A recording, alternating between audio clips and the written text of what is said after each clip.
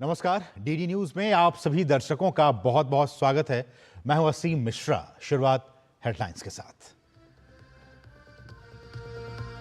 NDTV world summit में प्रधानमंत्री का संबोधन। कहा, युद्धों से चिंतित दुनिया में भारत है उम्मीद की किरण।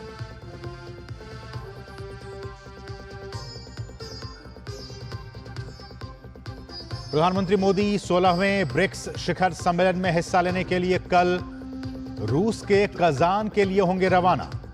ब्रिक्स के संस्करण का विषय है न्यायपूर्ण वैश्विक विकास और सुरक्षा के लिए बहुपक्षवाद को मजबूत करना।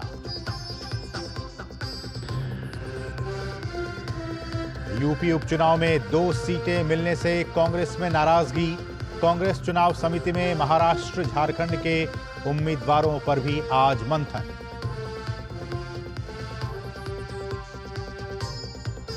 एनआईए करेगी गांदरबल में हुए आतंकी हमले की जांच। 6 मजदूर और 1 डॉक्टर की हत्या, सर्च ऑपरेशन जारी।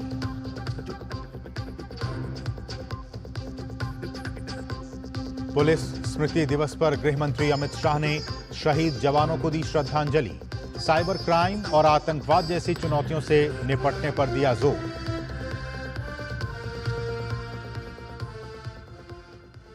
और इन सभी सुर्खियों पर डालते हैं विस्तार से नजर। शुरुआत सबसे अहम खबर के साथ। प्रधानमंत्री नरेंद्र मोदी ने आज नई दिल्ली में एनडीटीवी वर्ल्ड समिट को संबोधित किया। इस मौके पर प्रधानमंत्री ने एनडीटीवी वर्ल्ड को भी लॉन्च किया। पीएम ने वैश्विक उथल-पुथल और चिंताओं का हवाला देते हुए कहा कि ऐसे हालात में भारत दुनिया में आशा का संचार कर रहा है। 1 दशक में भारत में हुई प्रगति का जिक्र करते हुए प्रधानमंत्री ने स्पीड और स्केल को अभूतपूर्व बताया। नई दिल्ली में एनडीटीवी वर्ल्ड समिट के मंच से प्रधानमंत्री नरेंद्र मोदी के संबोधन में अभूतपूर्व स्पीड और स्केल के साथ आगे बढ़ते भारत की आकांक्षाओं की गूंज साफ सुनाई दी।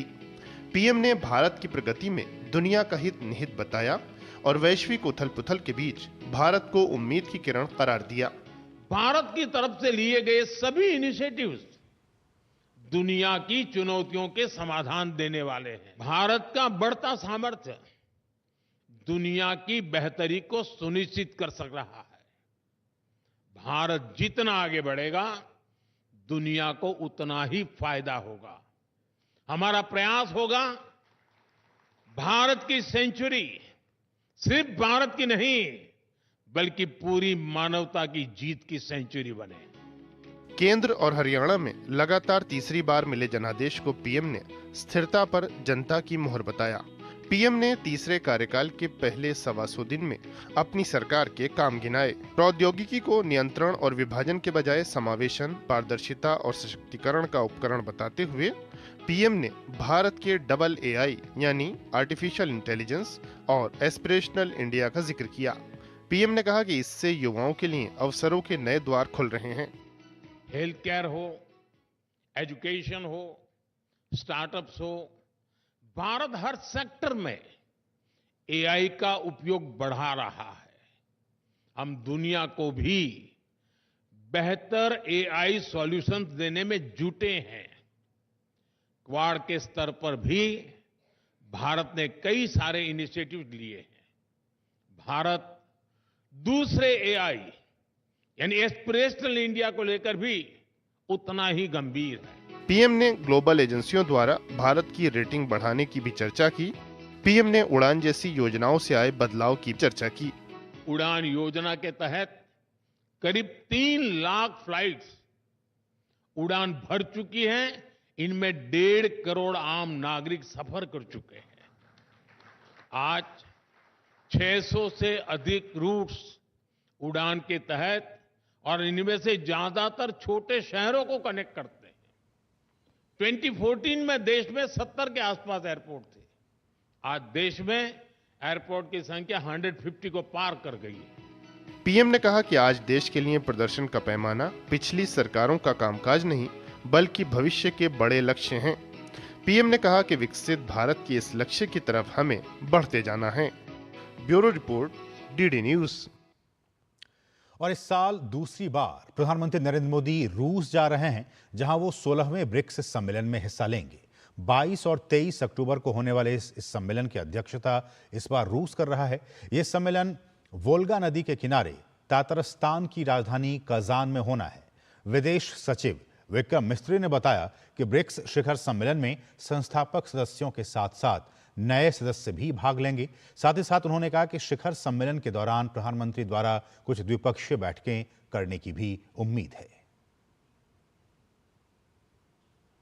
This year's summit, the 16th edition in Kazan, has as its focus the integration of new BRICS members into BRICS cooperation mechanisms, also strengthening economic cooperation, promoting cooperation for energy and food security, promoting cooperation in a host of areas related to science, healthcare, environmental protection, culture, sports, youth exchanges, and civil society.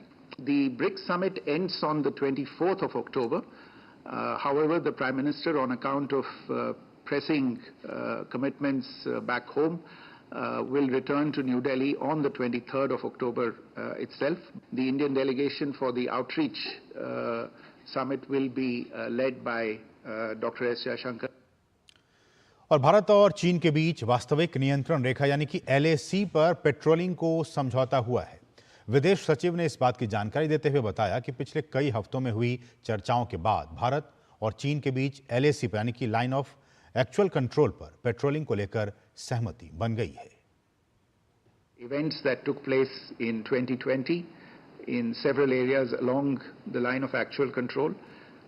We've been in discussions with Chinese interlocutors, both at a diplomatic level, through the WMCC, as was mentioned earlier as well, and through at the military level as well, through meetings of the military commanders at various levels.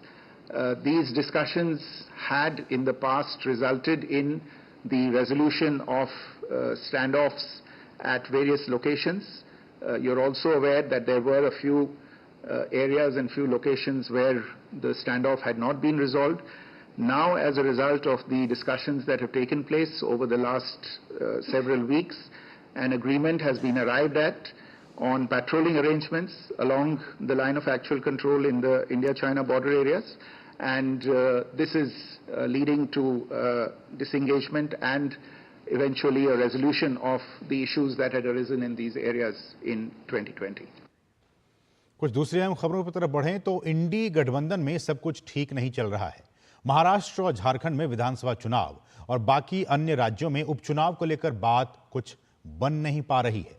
Congress सूत्रों से बड़ी खबर यह आ रही है कि UP Congress में 2 सीटें मिलने से नाराजगी है और यह मसला अब शीर्ष नेतृत्व के पाले में चला गया है। यूपी कांग्रेस ने आलाकमान से कह दिया है कि वो 2 सीट पर चुनाव नहीं लड़ेगी, लिहाजा समाजवादी पार्टी से ज्यादा सीट लेने के लिए दबाव की रणनीति अपनाई जा रही है। दरअसल समाजवादी पार्टी 10 में से 7 सीटों पर प्रत्याशी उतार चुकी है। गाजियाबाद, खैर, कुंदर की सीटें ही बची हैं, जबकि मिल्कीपुर में अभी चुनाव नहीं हो रहे हैं। आपको बता दें कि 25 अक्टूबर को नामांकन की आखिरी तारीख है। और महाराष्ट्र और झारखंड विधानसभा चुनाव के लिए कांग्रेस केंद्रीय चुनाव समिति की आज दिल्ली में बैठक होगी। इस बैठक में दोनों राज्यों में उम्मीदवारों के नाम पर मंथन होगा। दोनों ही राज्यों में कांग्रेस की ओर से अभी तक एक भी उम्मीदवारों का ऐलान नहीं किया गया है। महाराष्ट्र चुनाव के लिए उम्मीदवारों के नाम तय करने को लेकर कांग्रेस का एक पैनल पिछले हफ्ते सीईसी के विचार के लिए 62 नामों को मंजूरी दी थी। वहीं झारखंड में विधानसभा चुनाव में सीटों के बंटवारे को लेकर इंडी गठबंधन में घमासान मचा हुआ है। जेएमएम और कांग्रेस द्वारा कम सीटें मिलने पर आरजेडी और वामपंथी दलों के तेवर बागी हो गए हैं। आरजेडी ने उन्हें सम्मानित संख्या में सीटें न दिए जाने पर अकेले ही चुनाव लड़ने का ऐलान किया है। तो इसी मुद्दे पर रांची में आज वाम दल भी प्रेस कॉन्फ्रेंस कर सकते हैं। ऐसे में माना जा रहा है कि कांग्रेस की इस बैठक में इस पर भी चर्चा मुमकिन है।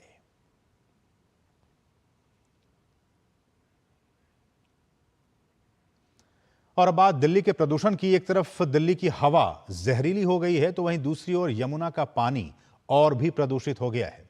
दिल्ली के पंजाबी बाग, आरके पुरम, नेहरू नगर, आनंद विहार और पटपड़गंज समेत कई जगहों पर जो एयर क्वालिटी इंडेक्स है वो 300 के पार तक चला गया है। इसके साथ ही यमुना के पानी में बढ़ते झाग से लोगों में स्वास्थ्य संबंधी खतरा भी पैदा होने की संभावना बढ़ गई है। यमुना के विभिन्न घाटों पर दिल्ली वासी बड़ी तादाद में लोक संस्कृति का महापर्व छठ मनाने के लिए हर साल एकत्रित होते हैं।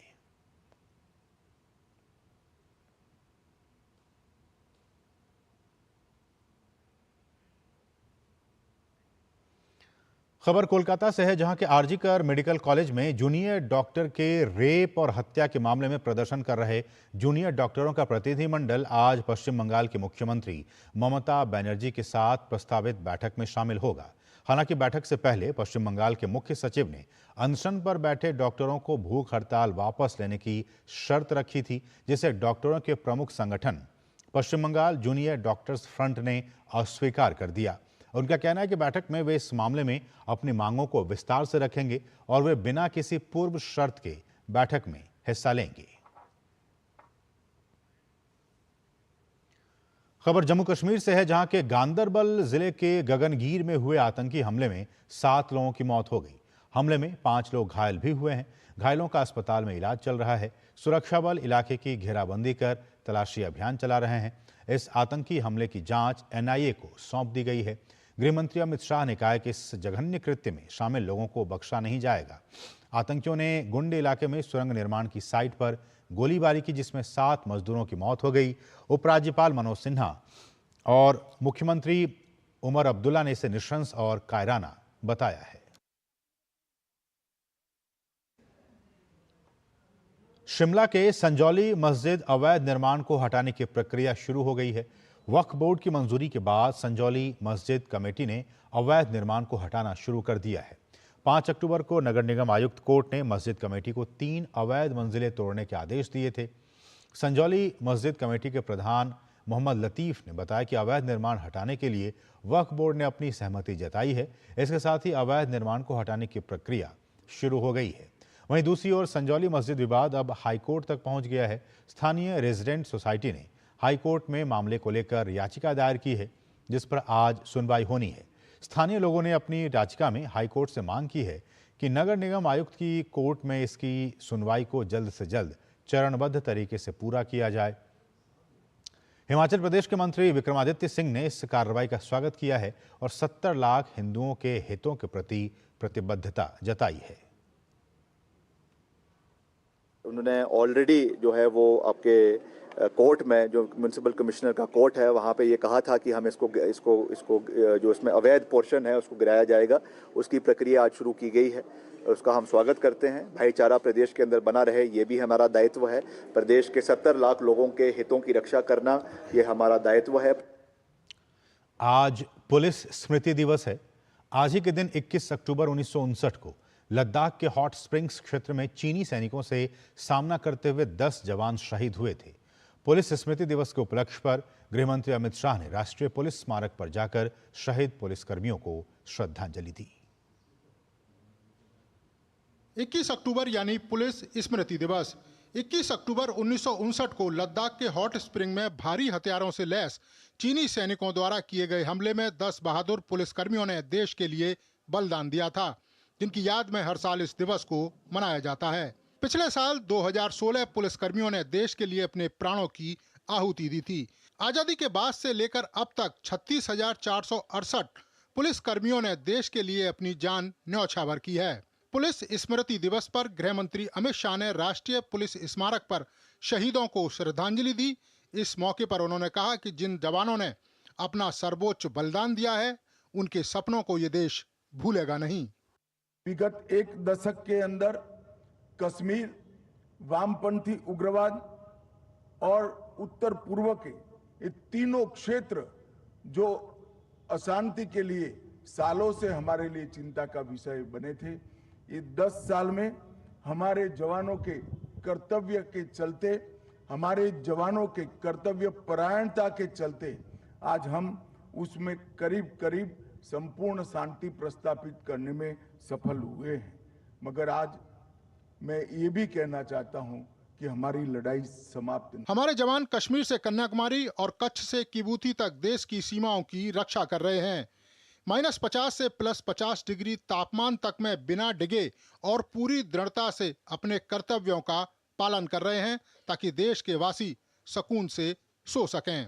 आज मैं देश की जनता को ये भी बताना चाहता हूं, जो 3 नए कानून हमारी क्रिमिनल जस्टिस सिस्टम के लिए देश की संसद ने पारित किए हैं, ये तीनों कानून आज देश भर के हर राज्य और हर यूटी में इसका क्रियान्वयन चालू हो गया है। पुलिस स्मृति दिवस के साथ ही 22 अक्टूबर से लेकर 30 अक्टूबर तक पुलिस के अलग अलग बल राष्ट्रीय पुलिस स्मारक पर शहीदों को श्रद्धांजलि देंगे। 2018 में प्रधानमंत्री नरेंद्र मोदी ने राष्ट्रीय पुलिस स्मारक को देश को समर्पित किया था ताकि देशवासी अपने जवानों के बलिदान और उनके शौर्य को हमेशा याद रखें। ये दिन है सर्वोच्च बलिदान का, ये दिन है उस दृढ़ संकल्प का कि देश की रक्षा से बड़ा कोई भी संकल्प नहीं है। इसके साथ ही 2047 तक विकसित भारत का जो संकल्प है उसके पीछे हमारे जवानों का भी बहुत बड़ा योगदान होगा। कैमरामैन एसपी दुबे के साथ नीरज सिंह, डीडी न्यूज़, दिल्ली। और दिसंबर 2020 में प्रवर्तन निदेशालय ने कैंपस फ्रंट ऑफ इंडिया के महासचिव के रऊफ शरीफ को गिरफ्तार किया था। ये पॉपुलर फ्रंट ऑफ इंडिया के खिलाफ कई एजेंसियों की जांच की शुरुआत थी ताकि इसके पूरे नेटवर्क और वित्त के स्रोत का पता लगाया जा सके। 4 साल की जांच के बाद ईडी की तरफ से तैयार किए गए डोजियर से पता चला कि पीएफआई के सैकड़ों सूचीबद्ध सदस्य हैं। इसके साथ ही और केरल, कर्नाटक, तमिलनाडु, तेलंगाना, दिल्ली, राजस्थान, महाराष्ट्र, बिहार, पश्चिम बंगाल, असम, जम्मू कश्मीर और मणिपुर में इसके कार्यालय हैं। ईडी के डोजियर के मुताबिक इस संगठन को 2022 में गैर कानूनी गतिविधि रोकथाम अधिनियम के तहत प्रतिबंधित कर दिया गया था। इस संगठन के सिंगापुर और 5 खाड़ी मुल्कों में कम से कम 13,000 मेंबर्स हैं। इन देशों से पीएफआई को अज्ञात दानदाताओं से कैश में धन जुटाया जाता है, साथ ही इसे हवाला के जरिए भारत भेजा जाता है। इसके बाद ट्रस्टों और संबद्ध संस्थाओं के 29 बैंक खातों में नकदी जमा की जाती थी। पिछले कुछ वर्षों में एजेंसियों ने इसके 26 शीर्ष पदाधिकारियों को गिरफ्तार किया है। भारत और विदेशों में संपत्तियों और बैंक खाते जब्त किए हैं। आखिरकार लंबे समय के बाद 21 फरवरी 2023 को केंद्र सरकार की क्षेत्रीय कनेक्टिविटी योजना के तहत कूच बिहार हवाई अड्डे पर 9 सीटों वाली उड़ान सेवा शुरू की गई। पिछले कुछ वर्षों में कूच बिहार हवाई अड्डे पर बुनियादी ढांचे का विकास संभव हो गया है। वर्तमान में उड़ान दिन में एक बार कोलकाता और कूच बिहार के बीच यात्रा करती है। एयरपोर्ट सूत्रों के मुताबिक कूच बिहार से गुवाहाटी के लिए भी जल्दी ही उड़ान सेवा शुरू की जाएगी, जिससे स्थानीय लोगों को और भी सुविधाएं होंगी।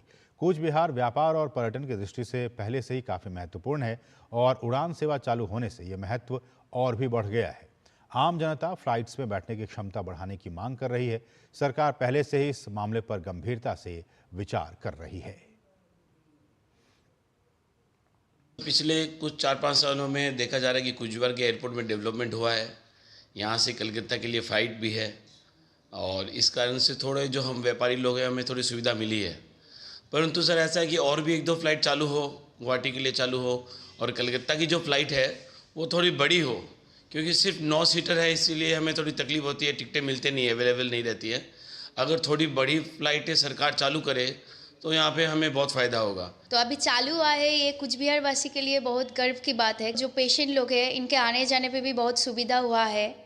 और अभी ना क्या है, फ्लाइट और ज़्यादा बड़ा होगा, सीट कैपेसिटी और भी फ्लाइट ज़्यादा आएगा ना तो और भी अच्छा होगा। और वहीं देश के आम नागरिकों को हवाई सफर की सुविधा उपलब्ध कराने के लिए शुरू की गई उड़ान योजना ने 8 साल पूरे कर लिए हैं। इस योजना ने छोटे शहरों के बीच हवाई कनेक्टिविटी स्थापित करने के साथ ही अवसरों के नए द्वार भी खोले हैं।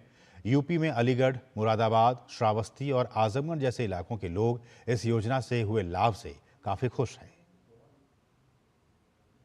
अलीगढ़ के लिए तो बहुत एक शान की बात है कि यहाँ से रेगुलर फ्लाइट जा रही हैं लखनऊ के लिए, जो हमारा कैपिटल है। जो मोदी जी ने कहा था हवाई चप्पल वाला हवाई जहाज पे जाएगा, उन्होंने उसको पूरा किया। अलीगढ़ की मोबिलिटी इंटरनेशनल और नेशनल लेवल पे बहुत फास्ट हो जाएगी।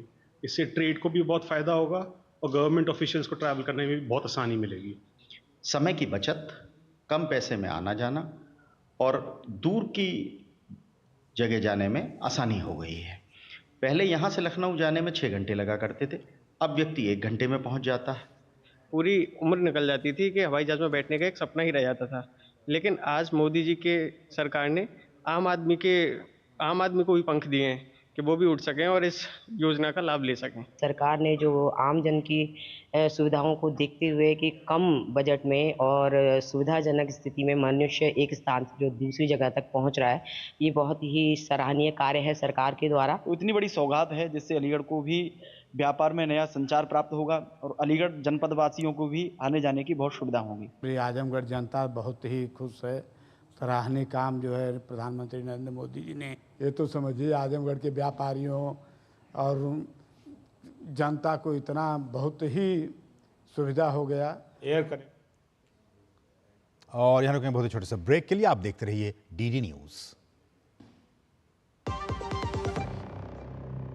कभी नाच गाना और बेहतरीन खाना, कभी सास बहू की नोक-झोंक में स्वाद का मुस्कुराना, कभी रिश्तों में मुस्कुराहट और स्वाद भरना। असली मसालों का उपहार MDH बनाए खास हर त्योहार, क्योंकि हर रिश्ता है स्वाद से जुड़ा। आइए मनाए खुशियों की दीपावली MDH मसालों वाली। बेटियां घर की रौनक हैं, बेटियां घर संवारती हैं, बेटियां पीढ़ियां सजाती हैं, बेटियां घर की बुनियाद कहलाती हैं। बेटियों को सलाम करता है मोंगिया स्टील, स्टील का बादशाह।